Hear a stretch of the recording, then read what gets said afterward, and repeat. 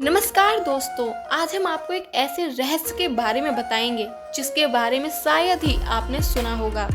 आखिर क्यों भगवान विष्णु ने जगन्नाथ का ये अद्भुत और अनोखा अवतार लिया।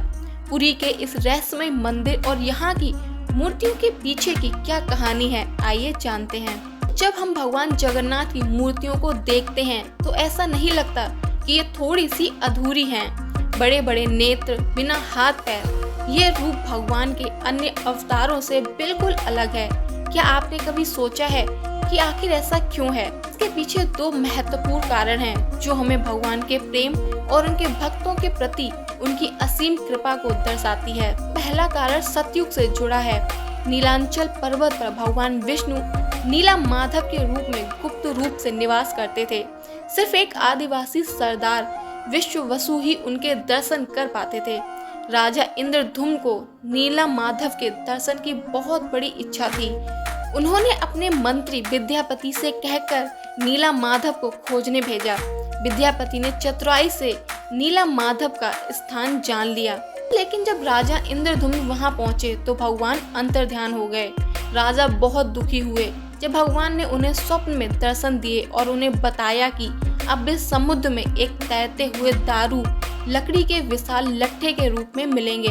इसी दारू की लकड़ी से उनकी मूर्ति का निर्माण होना था। राजा को वो पवित्र दारू मिला, लेकिन कोई भी कारीगर उसे तराश नहीं पा रहा था।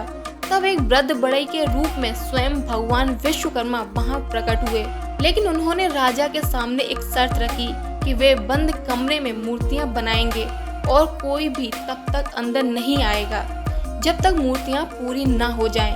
लेकिन रानी गुंडीचा की उत्सुकता ने उन्हें रोक नहीं पाया और समय से पहले ही उन्होंने दरवाजा खोल दिया। जैसे ही रानी ने दरवाजा खोला, बढ़ई अंतर्ध्यान हो गए और मूर्तियां अधूरी रह गईं।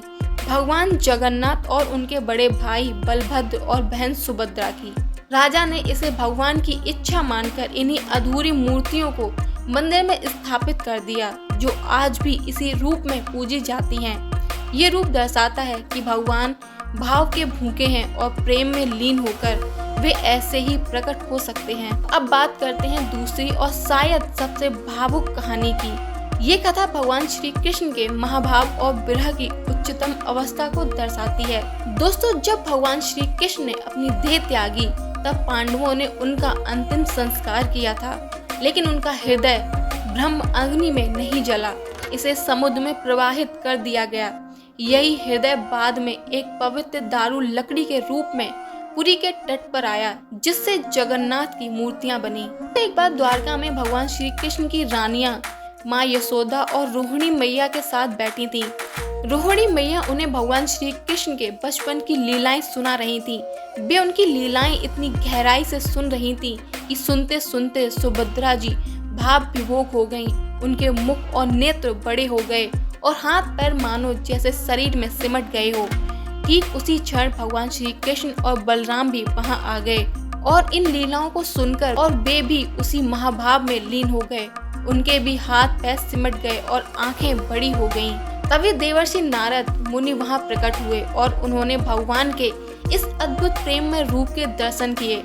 उन्होंने भगवान से प्रार्थना की कि वे कलयुग में इसी रूप में अवतार लें, जिससे सभी भक्तों को उनके इस प्रेम और विरह से भरे रूप का दर्शन हो सके। भगवान ने उनकी प्रार्थना स्वीकार की और कलयुग में राजा इंद्रधुम्न के माध्यम से जगन्नाथ, बलभद्र और सुभद्रा के रूप में प्रकट हुए। तो दोस्तों, भगवान जगन्नाथ का ये अनोखा अवतार केवल एक पौराणिक कथा नहीं, बल्कि भक्तों की इच्छाओं को पूरा करने, अपनी लीलाओं के महाभाव को प्रकट करने और सर्वधर्म समभाव का संदेश देने का प्रतीक है। भगवान जगन्नाथ किसी एक धर्म या संप्रदाय तक सीमित नहीं है। वे वैष्णव, शैव, शाक्त, बौद्ध और जैन धर्मों में भी पूजे जाते हैं। तो ये रूप हमें सिखाता है कि भगवान असीम है और वे प्रेम के हर भाव में प्रकट हो सकते हैं। ये रूप हमें याद दिलाता है कि भगवान भाव के भूखे हैं और निष्कपट भक्ति से वे किसी भी रूप में प्रकट हो सकते हैं। दोस्तों, उम्मीद है आज आपको भगवान जगन्नाथ के इस अद्भुत अवतार के पीछे की कहानियाँ और उनका गहरा अर्थ समझ में आया होगा। आपको ये कथाएं कैसी लगी, हमें कमेंट्स में जरूर बताएं। अगर आपको ये वीडियो पसंद आया हो तो इसे लाइक करें, शेयर करें और हमारे चैनल को सब्सक्राइब करना ना भूलें। जिससे आप ऐसी ही और भी ज्ञानवर्धक कहानियां देख सकें। मिलते हैं अगले वीडियो में, तब तक के लिए जय जगन्नाथ।